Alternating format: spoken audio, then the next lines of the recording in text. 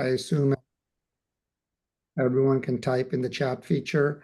Tahar Ahmed Saab just typed, so it's working. Um,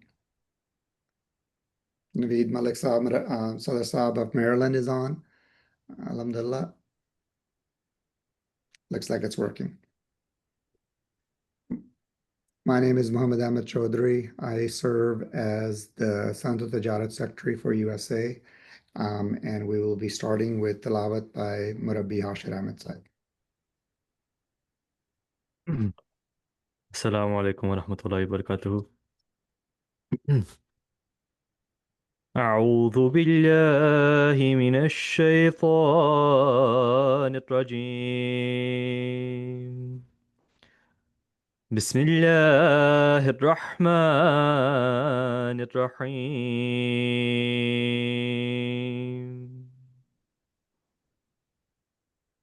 يا أيها الذين آمنوا هل أدلكم على تجارة تنجيكم من عذاب أليم تؤمنون بالله ورسوله وتجاهدون في سبيل الله بأموالكم وأنفسكم ذلكم خير لكم إن كنتم تعلمون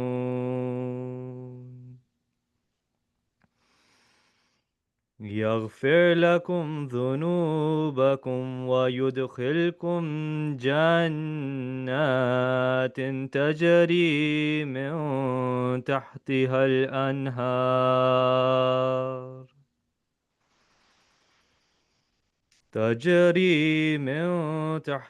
الأنهار ومساكن طيبة في جنات عدن ذلك الفوز العظيم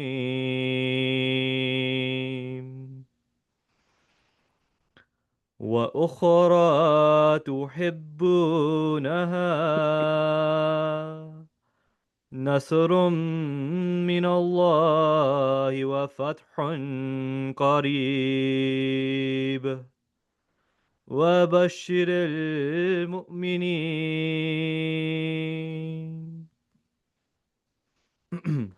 I'll now present the English translation of the verses recited taken from Surah As-Saf, chapter 61, verses 11 to 14 of the Holy Quran. In the name of Allah, the Gracious, the Ever Merciful. O ye who believe, shall I point out to you a bargain that will save you from a painful punishment? That you believe in Allah and His Messenger, and strive in the cause of Allah with your wealth and your persons. That is better for you, if you did but know. He will forgive you your sins and make you enter the gardens through which streams flow, and pure and pleasant dwellings in gardens of eternity. That is the supreme triumph. And He will bestow another favor which you love, help from Allah and a near victory. So give glad tidings to the believers. Jazakallah. Jazakallah Murabbi Saab. I wanted to briefly share the mission of Sanat-o-Tijarat department. For those who can't see the screen, it says, he shall persuade members of Jamaat to involve themselves more and more into industry and trade, shall also provide to them necessary information and guidance in this respect. Members to be informed about opportunity in industry and trade in different parts of the country. The two words I'd like you all to think about is the word persuade and opportunities. Today we'll be diving into one of those areas, but yet I want to share what the department has to offer on the next slide. Here is really a few things that we're offering. One is we would like to promote intra-Ahmadi commerce. So in your local Jamaat, if you know members who are providing a service, we've all heard of the good, the bad, and ugly of doing any commerce, whether it's with an Amity or not, but it's really about how do we make sure that we can do it in the rightful manner, having contracts, but really promoting intra-Amity commerce to have that marketplace. There are a lot of chapters who are doing a lot of that, from small cookie sales to much, much larger contracts. And you'll be surprised to recognize how many professionals Amities are in various fields around the country.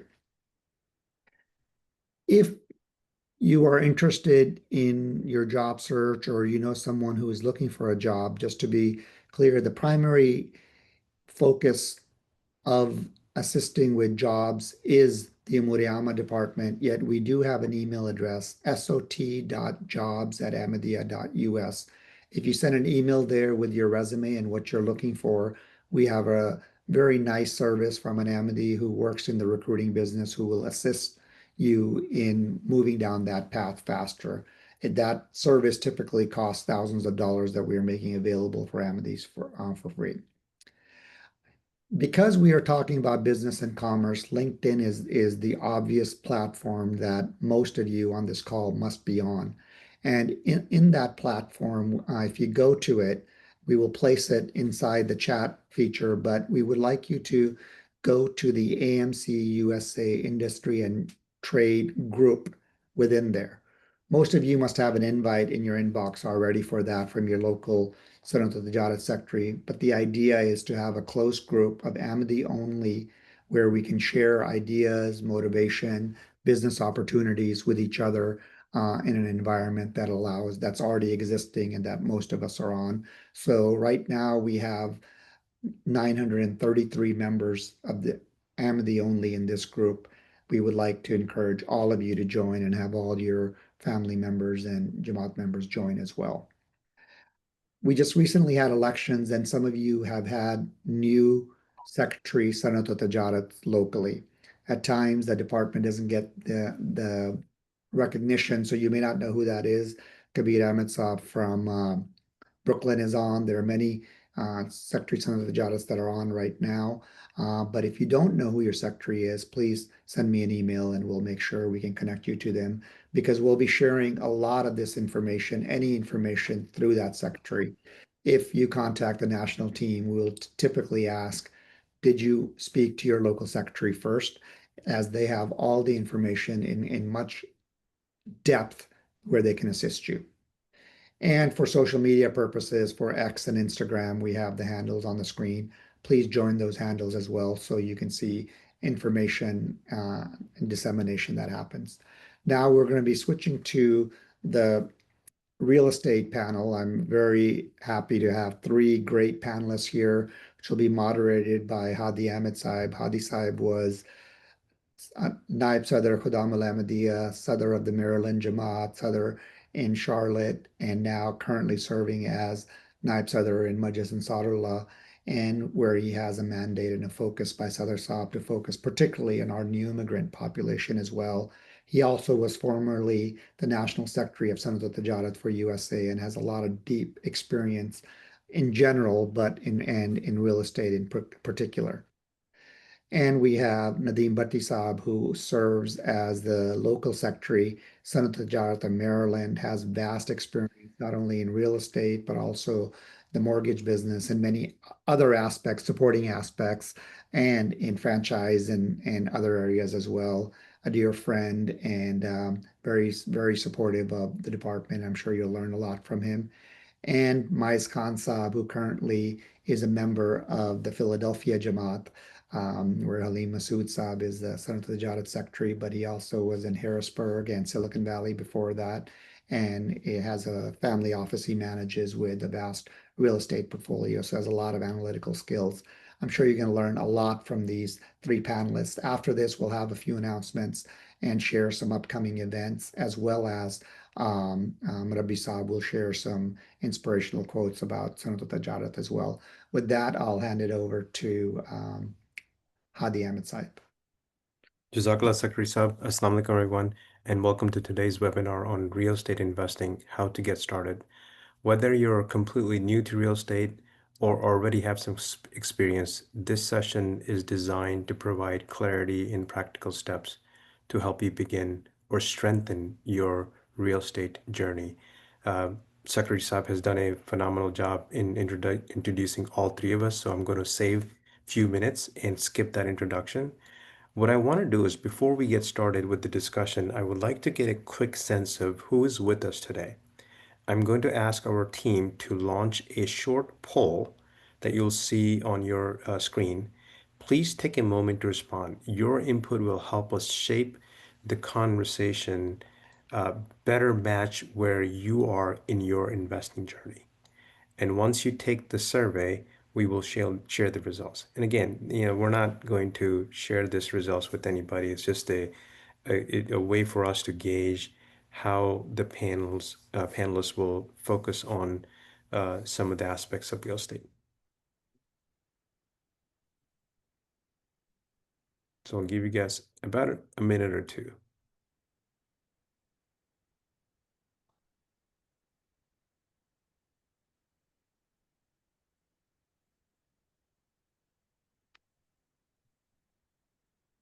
Now, keep in mind you have two questions to answer, and you'll have to scroll down just a tad bit to get to the second question.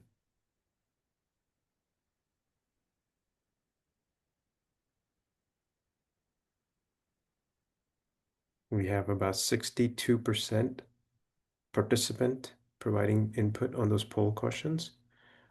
If we can get another 10% or so. And it's very possible, depending on how you're joining Zoom, you may not be able to see the poll question, which is perfectly fine.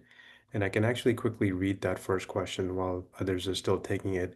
The first question was, where are you currently in your real estate investing? And if you're not able to provide that answer, just kind of think of it from your own perspective. Just curious, haven't started yet, actively learning and considering my first deal, completed my first investment recently, own multiple properties and looking to scale, passive investor, um, and other options there. And then the second question, poll question we have is, what's your number one motivation for exploring real estate investing? Long-term wealth building, creating passive income, replacing my job, financial freedom, diversifying my investments, or learning a new skill, or just curious. All right, let's give another 10 seconds that we can go ahead and end the poll.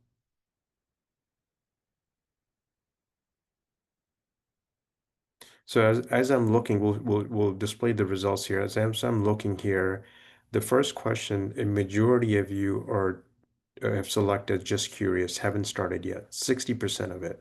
Um, and Jazakallah for sharing the results. So 60% of you are saying that we're curious, just haven't started yet. 18% have actively learning and considering my first deal. 7% have completed their first investment. 13% own multiple properties and looking to scale or grow. And then there's 1% of passive investors. And on poll number two, we've got a bit of a mixed bag here. What's your number one motivation for exploring real estate investing? We're kind of all in 20s here, building long-term wealth, 28%, creating passive income, 27%, replacing my job, 13%, diversifying my investment, 13%, and about 20% of you are saying that learning a new skill or just curious about it, which is great. And this is exactly the place where we want to be, and we've got the right folks on the call here to be able to give us that guidance. So we can go ahead and stop sharing the poll results. Jazakallah. All right, so let's go to so the way I'm going to design the way this webinar is designed is that I have a few questions that I'm going to ask the panels, the Nadeem Bhai and Maaz Bhai, and they're going to kick us off on some of the basics. And what we're going to do is we're going to look for some questions from the chat and then incorporate some of those questions into the panel and their feedback. So let's start here. Nadeem Bhai, I'm going to start with you. For someone brand new, what's the very first step they should take before investing in real estate? Um, Assalamu alaikum. So I think whoever wants to start in real estate, they must have very, very clear goals. When I say clear goals, um, you have to know which direction you're going into real estate, because once you get into real estate, there will be many directions you will be getting into. But to start with, you have to know whether you're looking for passive income, you're looking for long-term appreciation. Sometimes people say short-term, and they're considered the property flippers. But you know the the uh, the short term can be a very long term investing into also, but you have to know which direction you want to go, whether you want to do multifamilies or you want to do residential properties, and whether you want to buy and hold them or you want to flip them. But I would say most important factor in investing in real estate is to make sure that your credit score is very high, because your credit score, a high credit score will allow you to have many options, many options. And I have been doing this for 24 years and invested enough myself and helped hundreds of investors. They will have many options, and it will save you hundreds, if not hundreds of thousands, if you keep an eye on your credit score and keep it, over 740. There are many ways to do that, but I don't think we'll have enough time to go over how to keep your credit score high in this session. And also, the first steps should be, before you get into an actual transaction, you do enough of, I would say, 7 to 10 dummy deals. When I say dummy deals, means if you're looking for residential property in the area, you can just look at a listing that's listed in that area, look at the taxes, look at the insurance, look at what the mortgage payment is going to be. And for that, you also have to have some realtor friends if you're not a realtor yourself, because you want to make sure you know what the rent roll is going to be, how much rent you are going to receive for the property, to accurately calculate the cash flow. So doing dummy deals is very, very important. And if you're looking for multifamily, you can always sign a non-disclosure agreement with the seller in the beginning, just to look at the numbers, just to learn. If you sign that non-disclosure agreement, they will send you the books for the last 2 or 3 years. Then you will know what type of expenses there are. You will know what type of management fees there are. Most of the time, people just think that, okay, there's a mortgage and there's insurance and there are taxes, but there's a lot more involved. So I would say doesn't matter if you want to do a single family or a multifamily or a commercial, do a lot of dummy deals before you can actually get into the first transaction, or start to get into the first transaction. Jazakallah, Nadeem bhai. Mais bhai, I want to ask you a question. If I don't know what kind of investment that I want to do, whether it's passive, long-term, or short-term, what do I do? Um, so I think in terms of, if you're asking about kind of misconceptions here, I think it's probably easiest to start in um, kind of small. Like Nadeem Bhai said, you, I think the easiest version of this, I think, is the buy, rent, and refinance kind of uh, mentality, where you try to find a single family home or a couple units, buy them, rehab them. So you learn that part of it, how, you will need to learn about fixing items in that home and hiring contractors, and that's going to be a very large part of your life if you enter real estate, and dealing with the cost there, and then refinance to try to, so you can very quickly, within maybe 3 to 4 months after buying your first property, learn that you've added value, and then rent. Um, so I think of all the kind of starter things that I recommend to people, that's the version that I recommend most often, if that's kind of what you're asking there. Yeah, Jazakallah. Appreciate that. All right, so the next question that I want to ask is, what are some common myths and misconceptions about real estate investing that beginners should watch out for? So, Mais bhai, since we just ended with you, can you start that for us? Share some of the myths and misconceptions. Yeah, I think a lot of people assume that it's very passive. It's not always passive. So I think, especially when you're starting off and you don't have property management, it might not be. Two, a lot of the gains that, people that have done really well in real estate tend to invest in real estate over a very long period of time. Um, and especially since 2010 to maybe 2020 when interest rates went from pretty high up to much lower, close to zero in the 2020s, early 2020s.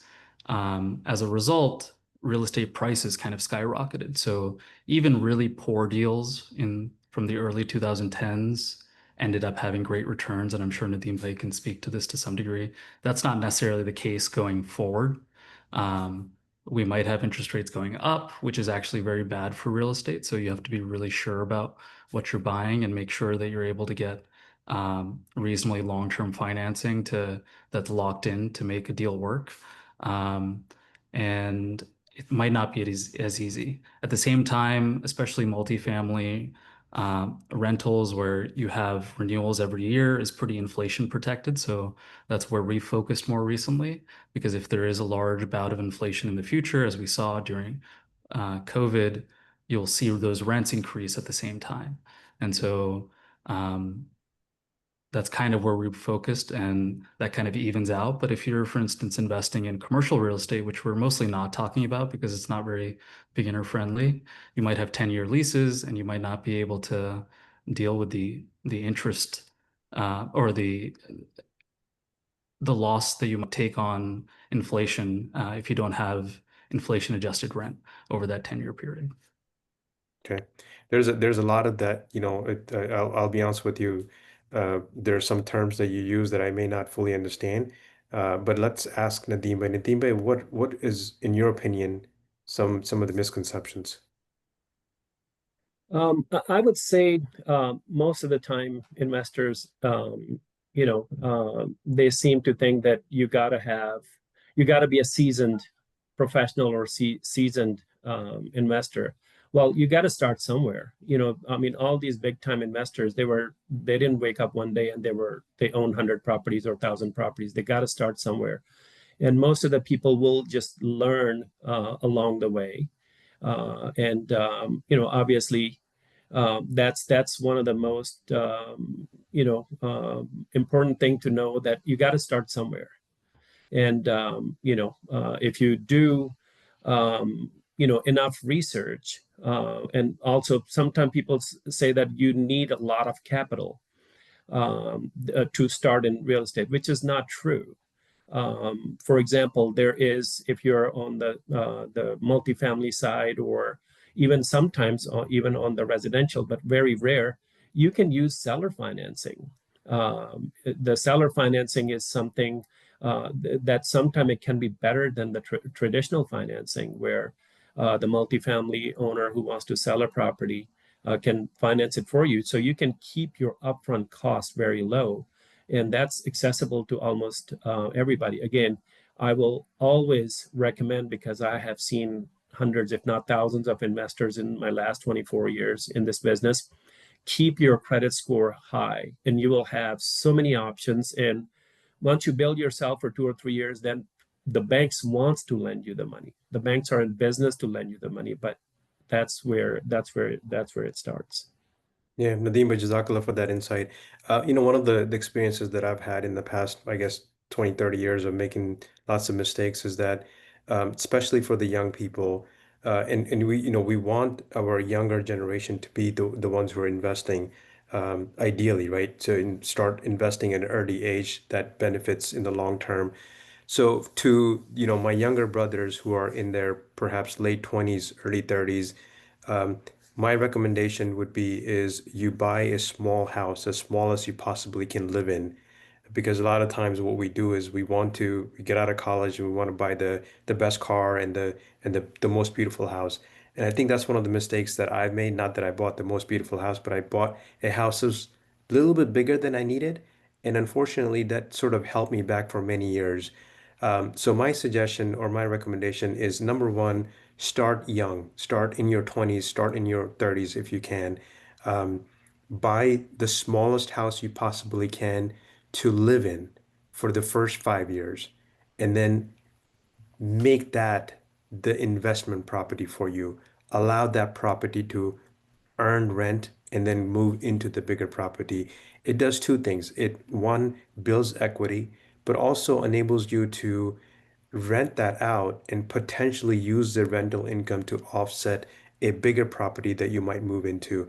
Another option that I suggest to our college students is if you're living off campus and renting in an apartment, perhaps you may want to consider getting a few buddies of yours and buying a house and actually living in the house, sharing the rent.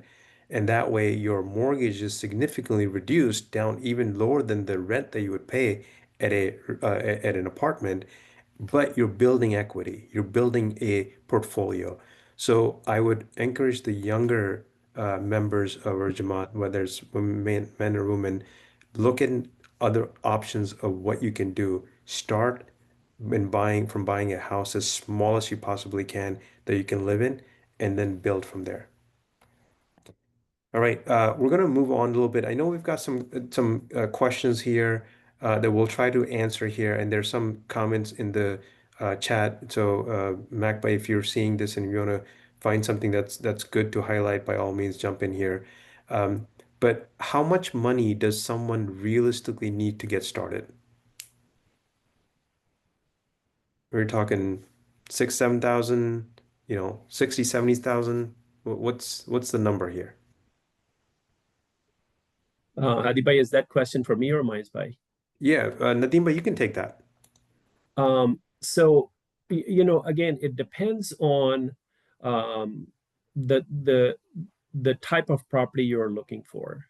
There are, again, I would like what Hadi Bai was saying, that my recommendation for a starter, especially for a young person who's coming out of a college or in college, is to maybe look for a four-unit multifamily, which is considered as residential.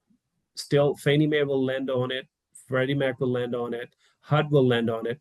And even though you do not have enough income at that time, the future rents from the 3 units, not only the 3 units, actually the fourth unit, the one you're going to live in it, can be counted as qualifying income. So, here you go, you are 20, 21, or it doesn't matter what age you're in. You can start with 4 unit. You can get into that property with very minimum out of your pocket. And because you can, some cases you can get into it with 3% down or 5% down through HUD or some Fannie Mae products that's they're out there. But again, most of the investors who are young, or doesn't matter if they're young or not, what they do is they buy these kind of properties and they say that they're living in it for 2 years, and then they look for another 4 unit, or maybe the next one they look for 10 units or 20 units, but they have good amount of experience. They kept their capital. They didn't have to put money down. But you get very favorable financing terms. And you don't need to show much income in the beginning, because the future rents can qualify to get you the loan for that property. Jazakallah, Nadeem bhai. Mais bhai, I'm going to ask you that question and another one. There are so many ways to invest: rentals, flipping, wholesaling, syndications. How should a beginner decide which strategy is the right one for them? Yeah. I think that's a really good strategy what Nadeem talked about. I think it's called house hacking, if you want to look it up online. And the other one that I spoke about earlier, the BRRR method, which is buy, rehab, rent, refinance, and then repeat, is a really high return version where you're also getting used to the rehab side, where you have a little more return, a little more juice. So if you buy something that's, is a little beat up, but it's in a nice part of town, you can maybe increase the rent by rehabbing and putting in nicer countertops or a nicer kitchen, and then renting it out. And then based on that new rent, that higher rent that maybe it didn't have before, the valuation of that property goes up. And that's how people pull out their capital after, let's say it's a $100,000 house, you have to put in $10,000 to buy it, or 20,000. But if you increase the value of that to 130 and you get a loan and refinance out your original capital, you might be able to get the majority of the money that you put in back. And so that's one way that's a little more capital efficient once you've gotten past those limits around 4 units where you might need more equity upfront. Excellent. So I'm going to stick to two for another question there. Is it better, and I'm reading one of the questions that I like, is it better to purchase a small property with all cash or a large property with a loan? Yeah. So I would say it's hard to compete in real estate without some leverage. And as you get larger, you also get scale in terms of costs when it comes to managing the property. Our larger properties, as a result, we were able to uh, negotiate down the fees that we pay for property management. They were able to bring things in-house like leasing, which you might end up paying more for otherwise. In some areas, it might be 1 month's rent. And as you get larger, you can negotiate that down with third parties or just bring in somebody in-house and do it once you're above a certain number of units. But up until you get to that point, so in cities, for instance, the average property management cost might be 5% of gross rents. Um, that's not a lot if you're making, I don't know, even if you have $1 million of rent, it's not that much per annum in terms of operating cost to hire someone. And so you need to get pretty big to start having the scale matter, and it does matter as you get bigger. Got it. Got it. Um, Investing out of state or locally? Mahisbhai, what's Yeah, your opinion of that? yeah. So I think Talk that's about a some of big the one. risks and mistakes, right? Yeah. So in terms of investing out of state, it's investing, and Nadeem Bhai I'm sure can speak to this, but real estate is extremely local. It really differs. If you start walking from one side of your city to the other side, you'll notice every neighborhood is different, and the rents are vastly different from neighborhood to neighborhood. And that's because some people want to live in certain neighborhoods and they don't want to live in others. And so as a result, if you're investing out of state, you don't have any of that knowledge most of the time, or it's going to take a lot more work for you to get to that knowledge. Um, and as a result, if you're starting off, definitely start local and find someone that's done it, in the Jamaat, or find a realtor friend, somebody that's kind of at least knows the ins and outs, like Nadeem Bhai said. Got it. Jazakallah. All right. So Nadeem bhai, this one's going to be for you. What are the most common mistakes new investors make and how can they avoid them? Well, the most important one I would say, in my experience, is ignoring the due diligence and proper research. If you are doing the due diligence, and I would say to keep the records, if this is your first deal you're working at, make sure you keep the records and the notes from your due diligence and proper research you're doing about a certain property. And also not understanding the loan terms. Sometimes people get too excited and, they think that, oh, I'm getting into this property, calculate on a website, some website, it's amortized over 30 years. And then, they're next thing you know, they're buying a multifamily and they can't get a 30-year amortized loan. So here goes their cash flow research. So you have to know your loan terms and the financing structures that they're out there. Also, skipping or rushing through the inspection can not only cause a lot of trouble for you later. So inspections are the most important thing, especially if you are into multifamily or commercial. And you have to make sure that you're patient.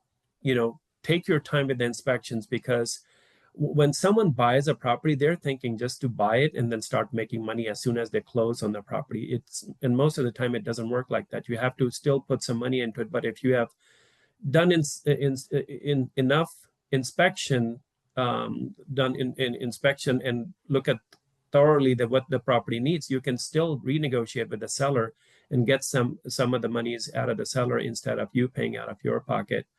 And also, keep your emotions away from investing into real estate, because sometimes people invest because my cousin did it, my brother did it, my uncle did it, my friend did it, so I have to do it too.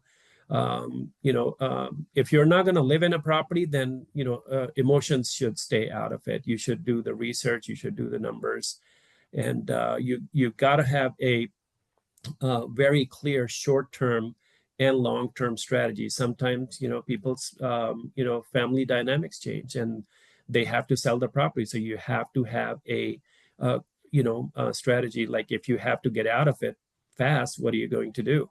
And the only way you can do that is that if you have leverage your property right and the cash flow is good, or like Maisbai was saying, that if the market changes and you were going to flip the property, but the market drops and now you're losing the monies, and you have to have you got to have the numbers on the rent and taxes and everything, like we spoke in the beginning, to make sure that if you go from short term to long term, can you still afford the property?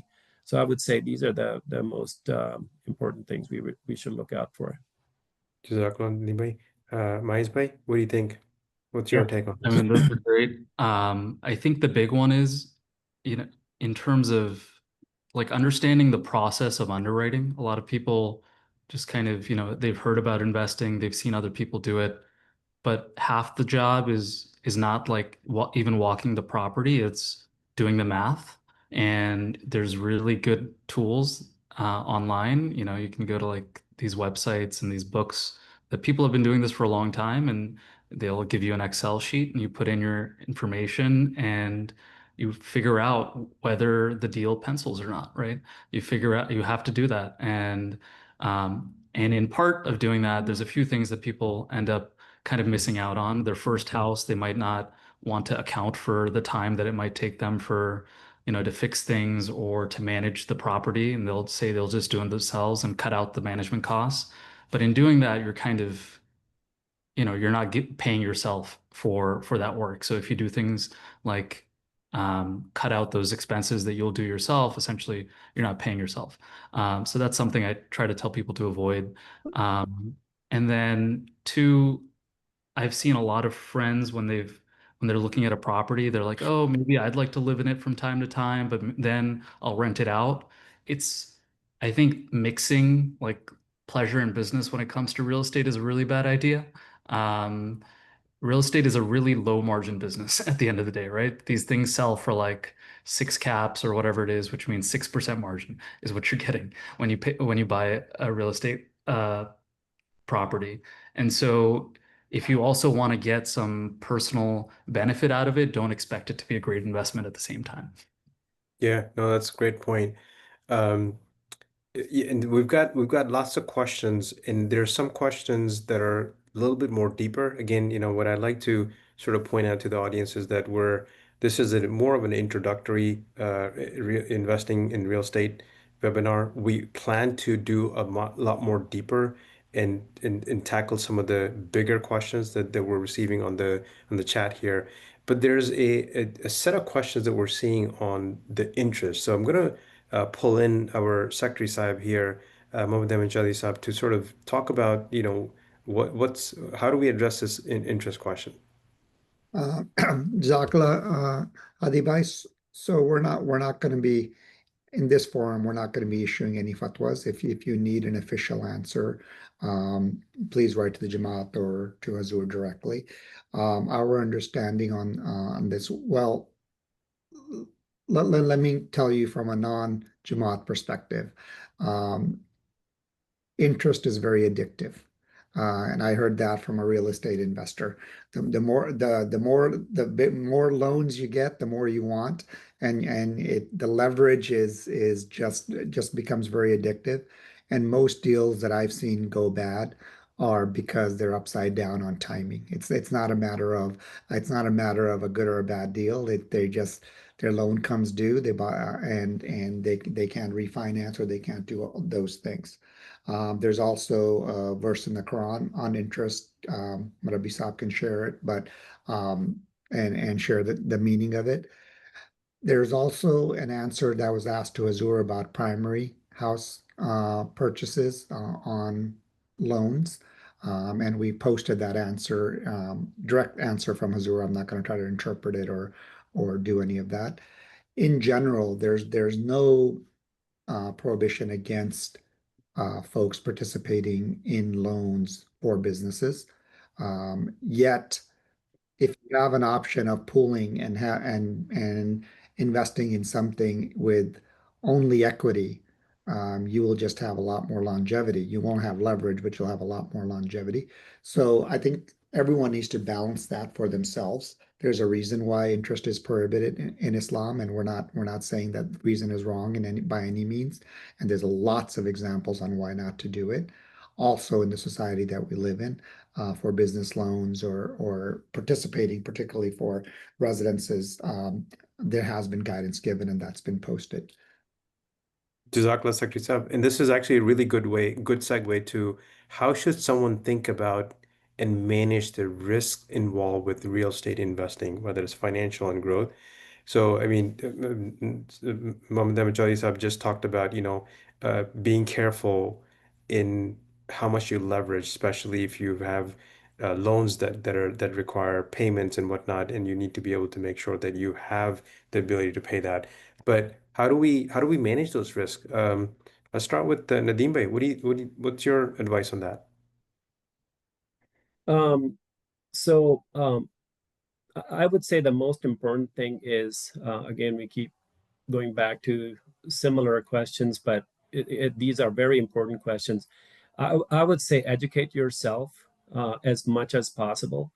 Understand why the market is going up or down, why the values are going up or down. Sometimes people just say that, hey, the interest rates are going down and the values are going up.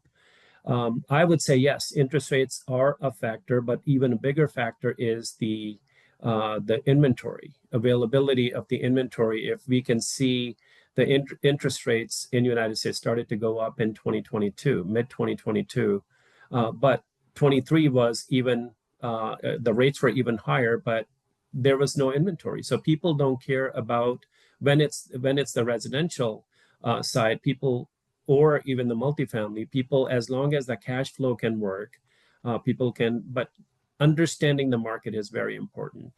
Um, Also, the different types of property is very, very important in this field. If someone is starting as a investor and they end up buying a condo, and you're looking to flip that condo, you have to know that condo association is warrantable. What that means is that it's approved by Fannie Mae, Freddie Mac, and HUD. The reason you want to know that is because the day comes when you are done rehabbing the property. Now you want to sell it, but there are not enough buyers out there because they can't get a loan for it, because the property, the condo association, whether has lawsuits against it or it's behind in their collections of condo association fees.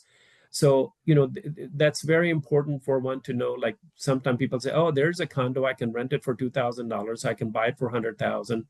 But, I just want to flip it, make $30,000, $40,000. But, you have to know the type of, the different types of properties.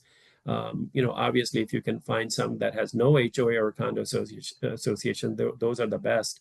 But keep an eye on, if you want to get into condos, that the condo association is warrantable.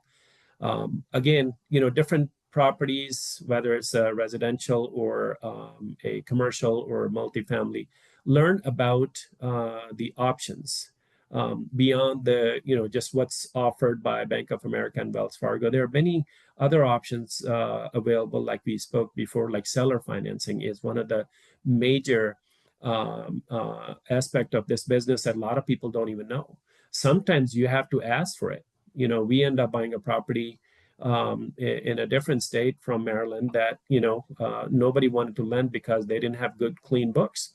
But the seller was willing to, we asked, and the seller was willing to finance it themselves, and we got a better rate and better terms than Fannie or Freddie or any other bank could have offered. So those are the things that always keep an eye on.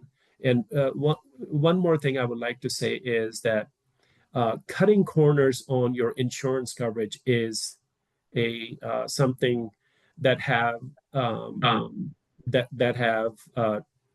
basically kick the investors out of the field because they buy there, especially if it's your first property and you're trying to save $50 or $75 on your insurance coverage.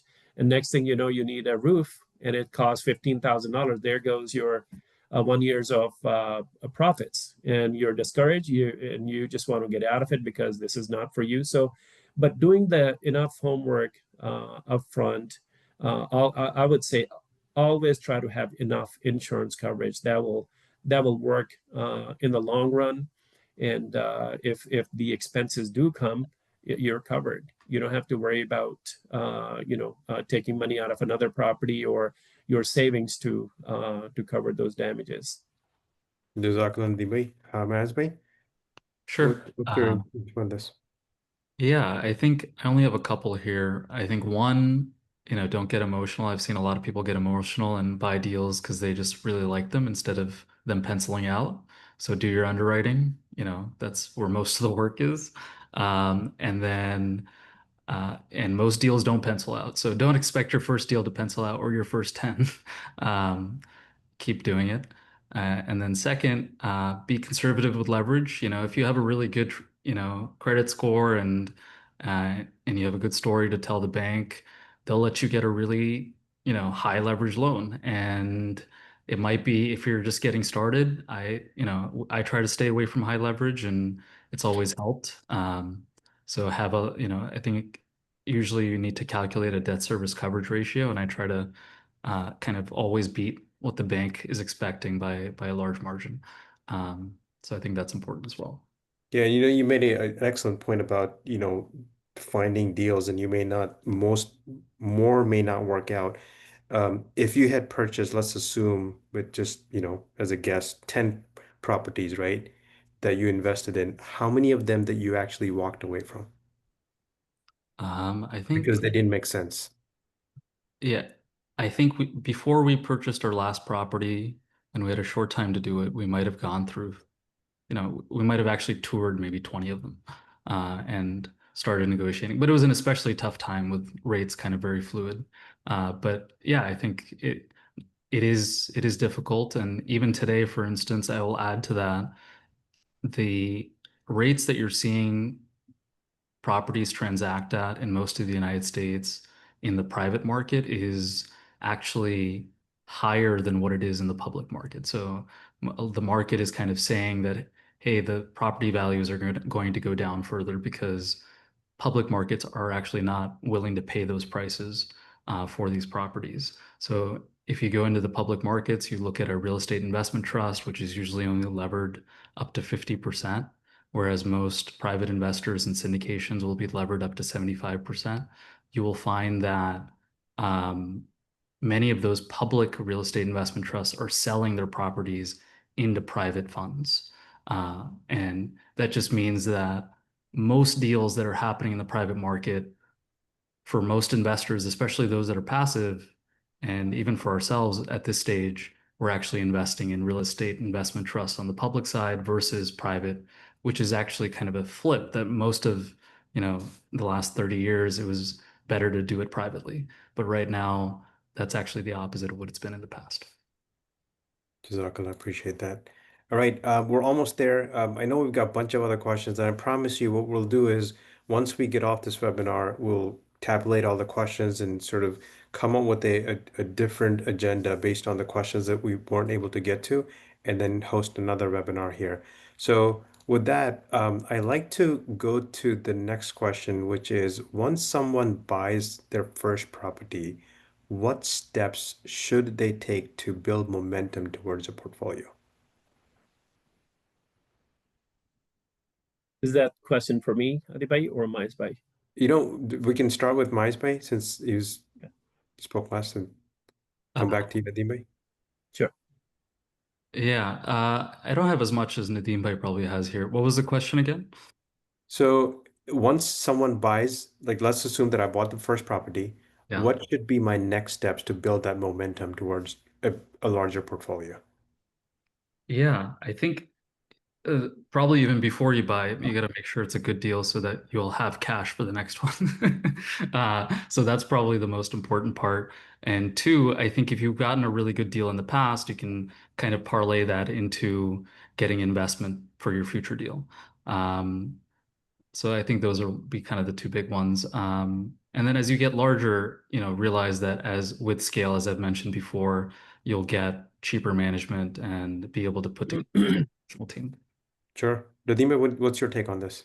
I would say that, in the beginning, when we start talking about, doing the dummy deals and keeping your notes, you're keeping your notes means you're educating yourself. From the first transaction, after the dummy deals are done, you'd go through, make sure you keep your notes. I'm pretty sure everybody make mistakes. Our goal is to cut down on the mistakes. If you have made 4, then the next deal should be 3, and then somewhere. But you're never going to be absolutely 0 mistakes. But the goal is to cut down on the mistakes. Again, look at your due diligence notes from the first property. You will learn a lot that what you missed last time, so you don't miss that. So you can actually keep a lot of cash to yourself instead of putting into the property after you purchase it. So, you have to look at the mistakes, and that's where you will learn the most from your own mistakes. And I would say that those are the most important things people should pay attention to. That the first transaction, how you have to look at your the closing disclosure when you closed on the transaction. That did you made any mistakes?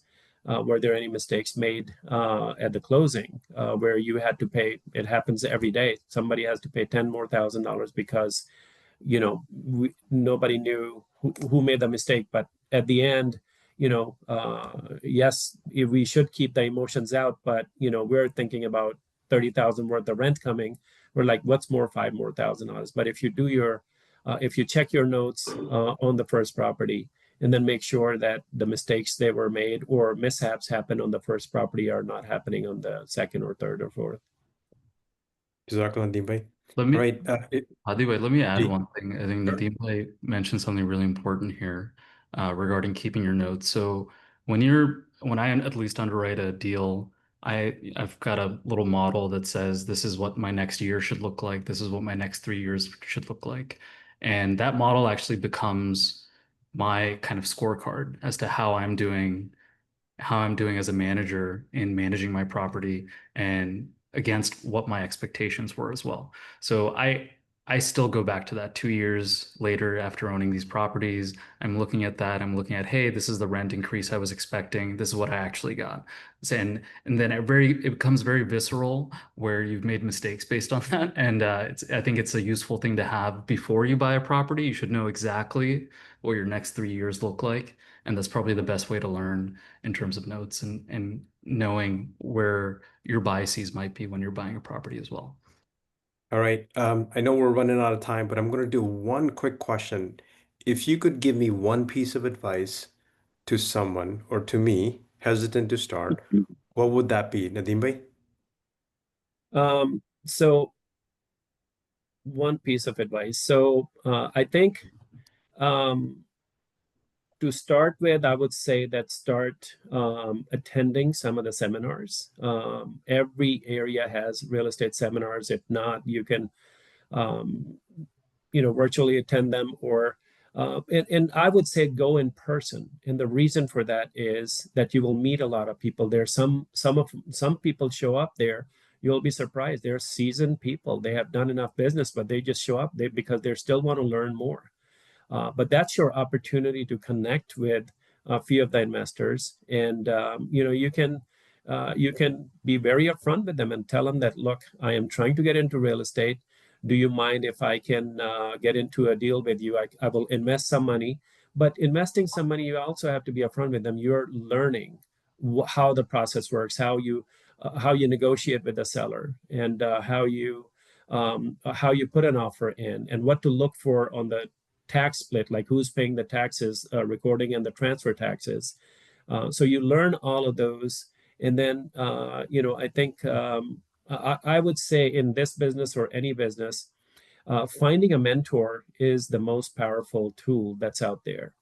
And the reason I say that is, um, a mentor, whether it's real estate or any business, if it's real estate, let's just say if somebody has 15, 20, 30 years of experience, what they'll do is they'll collapse the time for you and they will shorten your learning curve into 1 or 2 years. And my 24 years, I have not seen any investors who are ashamed or not, don't want to share their mistakes. Actually, it's funny that people wants to brag about their mistakes, and that's the time for you to just, when you do have a mentor, just listen more and talk less. And you can ask them what mistakes they have made. And the bigger one, the one they remember are mostly the one they have lost a lot of funds on. So they will share that with them.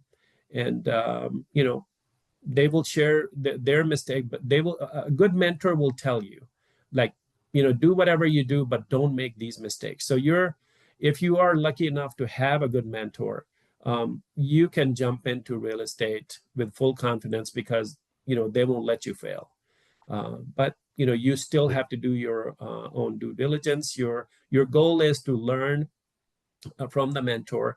But the common mistakes people make when they do find a mentor is they try to outsmart them, and they don't want to listen to them. They want to do their own thing, and that's when the mentors stop helping you, or not interested in making sure that you don't fail. So find a mentor, be a sponge, listen more, talk less, and you'll be fine. Great advice, Nadima and Maisbhai. I really appreciate your time. Thank you for being with us and sharing your insight. Again, I think to summarize this, what you're saying is that start slow, do your due diligence, do some dummy deals, meaning, practice on some of the properties that you could potentially buy, but don't buy. Look at the numbers, find a mentor, grow slowly, make, decisions based on the data, not the emotions. And of course, make sure that you're staying within your capacity, not overextend yourself, and that's where you can get yourself in trouble. With that, what I want to do is turn it back to our Secretary Saab, Mohammed Ahmed Chaudhry Saab, and see if he's got some advice for us. And then we've got about 3 months left. I know 3 minutes left. We do have some guidance that want to get from Murabi Saab as well. Jazakallah. What we'll ask is, I'll share a couple of other items, but we wanted to make sure, I know there's quite a few questions on, are we encouraging people to get loans? That what the individuals are doing is sharing how this business works and how it works. It is up to every individual if you can do it without any loans. That's up to you, up to the individuals on how they do that. We're not saying that promoting one way or the other. I know a lot of individuals have strong opinions one way or the other. With that, I'll ask Murabi Hashir Ahmed Saib to share some excerpts on Sanat-o-Tijarat, and then I'll share some dates, and then maybe we'll take some questions after that as well. Yes, these two excerpts that are in front of me and in front of all of you as well, they're taken from Hazrat Muslim Maud radiallahu anhu, who, as we know, was very strong and wanted the Jamaat as a whole to excel in all aspects of life, particularly here, Hazrat Muslim Maud radiallahu anhu. He truly wished that the Jamaat would be a Jamaat that is filled of hardworking individuals who are acquiring knowledge across the board regarding all sorts of business, all sorts of commerce, all sorts of skills and education. And the goal of these webinars is to provide that knowledge of what is going on in our world and how we are to operate. And here, Hazrat Muslim Maud radiallahu anhu, he advised the Jamaat in one instance, and I'll read out, that, quote, people do not work hard and do not acquire knowledge of the trade. They desire to run their business with illegal resources. If they utilize the proper ways, they would not need to adopt such dishonest means. Hazur radiallahu anhu, he added that a person who worked diligently and cautiously would succeed in their objective. However, if one also exhibited honesty in their dealing, then they would bear exceptional fruits. If one was indolent with regard to their work instead of being diligent, Hazur radiallahu anhu said, then success is difficult. So again, Hazur radiallahu anhu, as a Muslim oath, he advised us to work very hard and to gain as much knowledge as we can and to utilize the rightful means that we do have, that Allah the Almighty has provided us. And the second quote that is here as well is one that plays right into part with the Department of Sanat-o-Tijarat, in which Hazrat Muslim Maud radiallahu anhu, he has stated that the best thing for worldly advancement is cooperation. The people of Europe cooperated with each other and made progress. So the results that can be achieved through cooperation cannot be achieved in any other way. In the same manner, by means of mutual cooperation, our Jamaat can also advance. So Hazrat Muslim Maud radiallahu anhu, he has provided us with a great deal of advice here that we are to use the most ethical of practices rooted in Islamic principles. And the most ethical practice that Hazrat Muslim Maud has actually stated is the mutual cooperation amongst the members of the Jamaat. It is to serve not only our benefit individually in terms of our wealth, but the goal of every Ahmadi businessman or businesswoman is to prosper not just themselves, as stated earlier, but to prosper society as a whole, to help Jamaat increase itself manifold in all aspects, especially when it comes to commerce and trade. So these are just two excerpts taken from the writings of Hazrat Muslim Maud radiallahu anhu with respects to the Department of Sanat-o-Tijarat. Jazakallah, Rabbi Saab. What we'll do is I'll just show you two quick slides. One is on our AMDIA conference on entrepreneurs, the ACE conference. Inshallah, it will be in March 27 to 29th in Dallas, Texas this year. We'll have a lot of deeper dives into the topics that we've been discussing all year, and Rafi Bhatti Saab is leading this effort with Sadr Saab, Dallas, Khalid Karak Saab, and Sanat-o-Tijarat Secretary Nadeem Muhammad Saab. So please mark those dates. Plan on joining us live, and we can continue these conversations there. And we will continue to have many more webinars like this going forward. With that, I just want to come back, Hadi Bhai, Nadeem Bhai, and Maiz Bhai, on a lot of these questions that are remaining. There's some categories of questions on how do I start or how do I partner. The last quote here was really cooperation is really around how do I partner. There's some individuals that are passive investors, others who are active. Um, have you partnered with anyone in the past in doing a deal? And how does that work? One thing that I've seen not go well is when we don't do contracts, when we don't write things down, we're not explicit on outcomes, and it creates conflict. And that happens with anyone you do business that way with. I've heard the arguments of, me and my brother have land in Pakistan and we've been fighting for 30 years. We don't even know what it's worth, but the fight's alive. Yeah. To avoid all those things, how do I partner would be one of my questions as well. Yeah, no, that's an interesting question, Mac. But again, we need to apply the Quranic teaching, which is to write stuff down, right? That's probably the most important thing.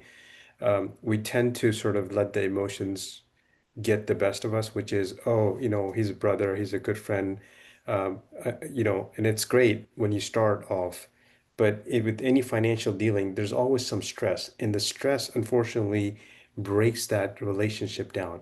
But if we had all that stuff written down, you can eliminate all that, stress and tension because everything is written down, and you then follow the contract that's in place.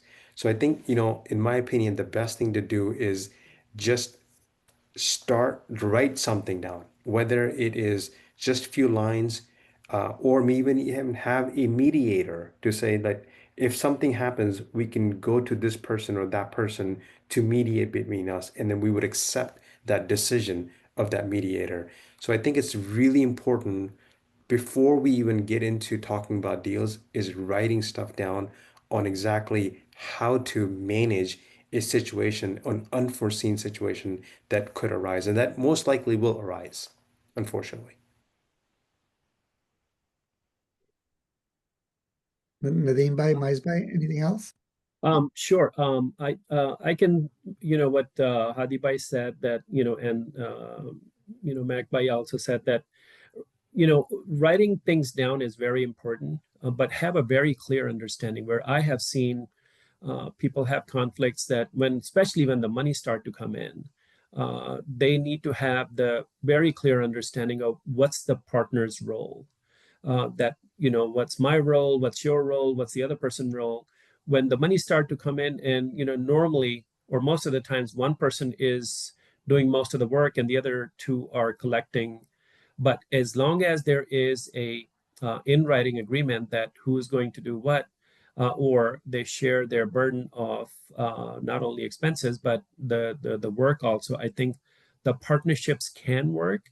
But if a partnership has a understanding of making the other better, it works better. But if that understanding is not there, so I have done few transactions where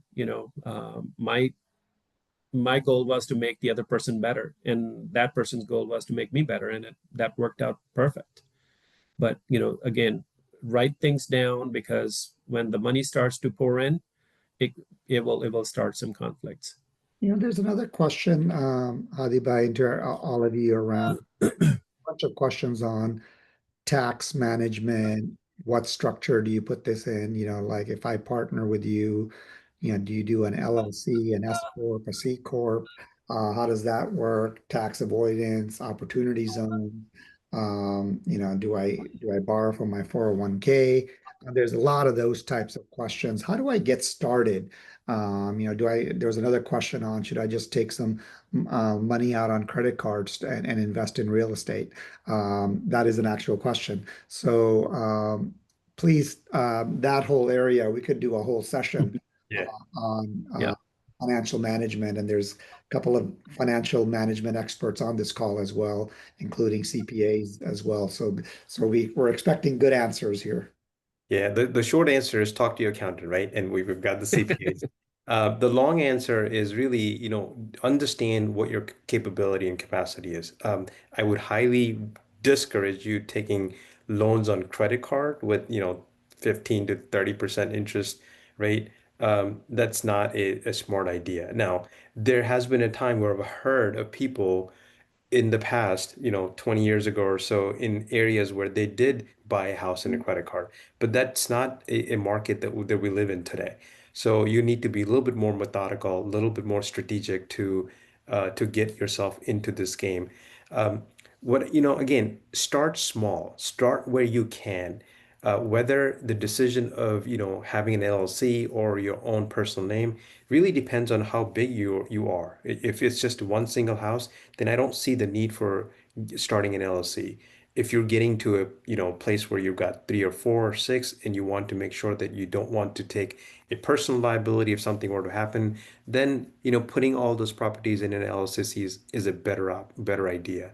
Now, as far as uh, you know, uh, getting money out of 401k, you have to be careful with 401k. There are options with 401k that you can pull money out and use a provider who will allow you to invest in real estate deals.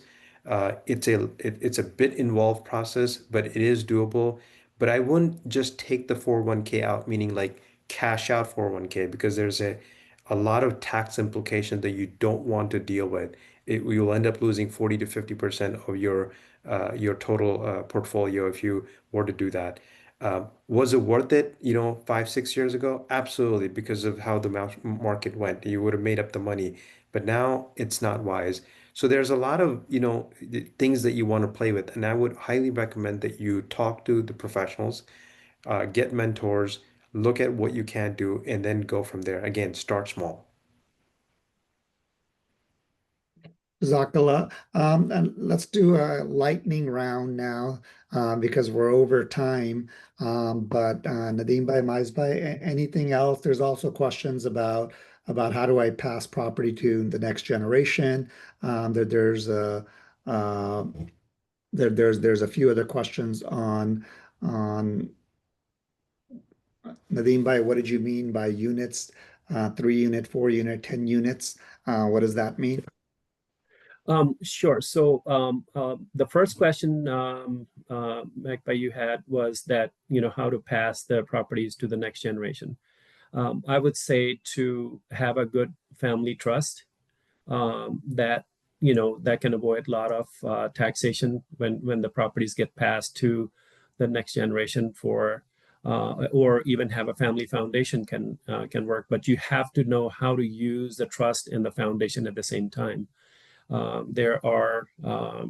started a family trust and a foundation for our family 4 or 5 years ago, and I'm still trying to learn how to move things around. But it does benefit when on your taxes. That's one way of looking at to when you are trying to transfer the properties to the next generation. The next question was that what do I mean by 3 to 4 units? What I meant was that for a beginner, you can buy a 4 unit property. It's up to 4 units, it's still considered residential. Anything more than 4 units becomes commercial. So all your traditional banks or the lending institutes like Fannie Mae or Freddie Mac or HUD will not lend on it. You have to go commercial, meaning the rates are higher, the costs are higher. Um, and also, you can get into that type of property with very minimal down out of your pocket. Less capital is you're losing out of your pocket. So, in some cases, you can get in with 3% down, 5% down. And qualifying is much easier if you are not showing enough money on your taxes and you need to buy a property. That's the best way of doing it because the future rents of that property of the three, not only the 3 units, the fourth unit, the one you're supposed to be living in, will be used towards qualifying of that property. So sometimes we have seen people make very little money and they qualify for the property because of the future rents. And then the next question was to go to 10 units. So that you should learn enough from that 4 units that the mistakes you have made and not try to make those mistakes again and go to 5 units, 10 units, 15, 20. You should have enough experience, but I would strongly recommend if you want to become a investor who wants to have multiple properties, don't try to do it yourself. Always connect with a good management company.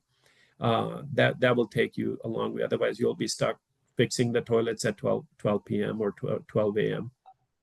My spy, we'll come to you for in a second, but Marabi Saab, what is this verse in the Quran that says starting a war from Allah or with Allah?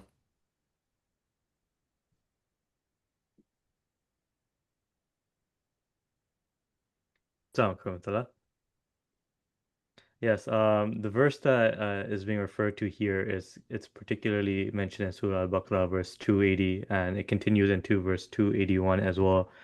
And Hazrat Muslim Maud radiallahu anhu, he's commented briefly on this verse as well as found in the 5 volume commentary, and he talks about how interest has destroyed previous civilizations and that Muslim civilizations and Muslims in general, they thrived as a result of not engaging in interest-based economies. And he answers a question, has a Muslim would actually in the tafsir of this verse, in the commentary of this verse as well, in which that sometimes it's purported that you cannot live without interest. And rather, as a Muslim radiallahu anhu, he talks briefly about this, and a longer discourse can be found in his book, The Economic System of Islam. In a brief nutshell, he talks about the fact that this is a non-question or is a non-concern because economies and industries in the past have existed without interest. And in a nutshell, interest serves to put people into indentured servitude. And that's what Hazrat Muslim radiallahu anhu talks about, what this means in terms of going to war with Allah. In fact, in the utilization or the overutilization of interest results in a mass uh, difference of wealth that we are seeing now as well in American society and in Western society as a whole too. So just in a nutshell, that's what Hazrat Muslim radiallahu anhu has talked about with regards to this verse of Surah Al-Baqarah. Right. Maisbai, there was just a question about property management. How does that work if I don't want to fix toilets at midnight? Yeah, yeah. I mean, in most towns and cities, you can find property management for your property.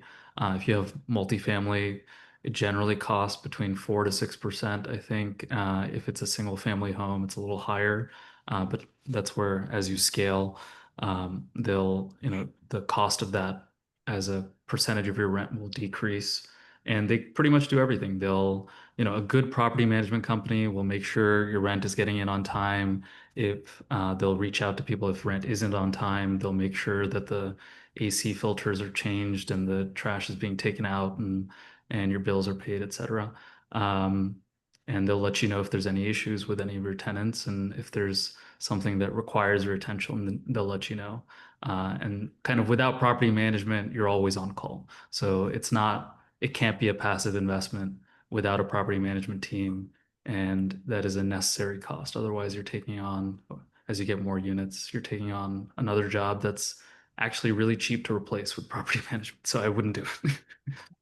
Like, Hadibai, I think we're out of time, but any closing thoughts from you? And then, I think I've sort of summarized last time is that, look, sitting still is not an option, right?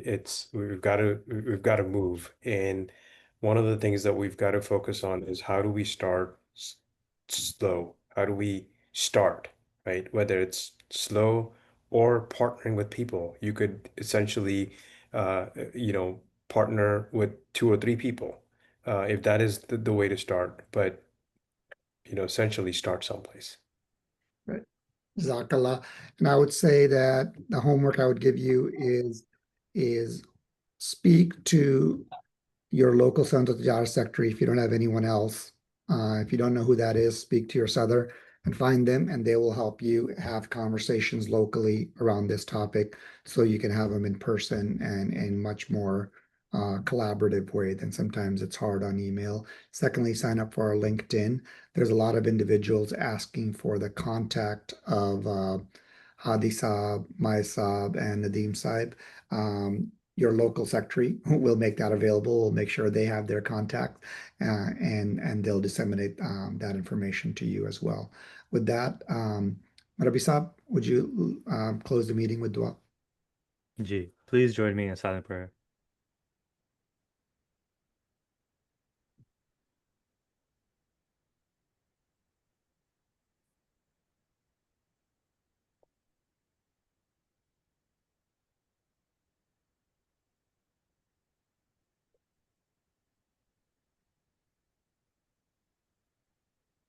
Ameen. Jazakallah. Assalamu alaikum. Well,